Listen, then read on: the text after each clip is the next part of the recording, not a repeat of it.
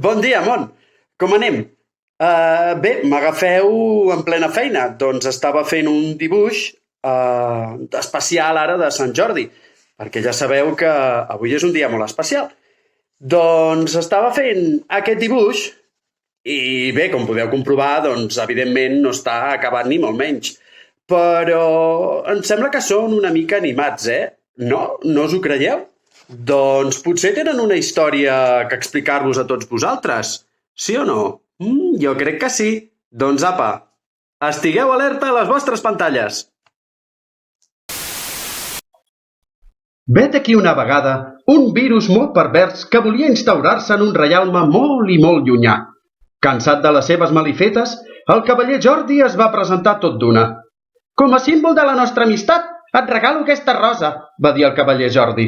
«On vas amb això?», va dir el virus. «No ho necessito per res».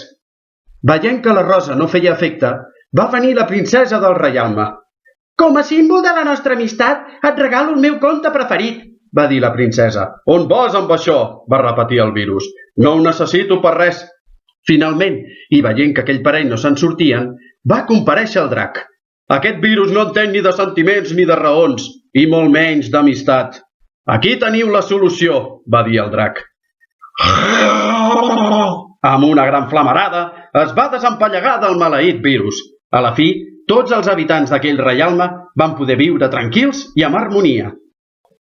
Recordeu, hi ha molts virus campant per aquí i per allà. Així doncs, aneu alerta abans de fer-vos amic d'un d'ells. La llibreria catalana de Perpinyà i en Joan Romero us desitgem molt bon Sant Jordi.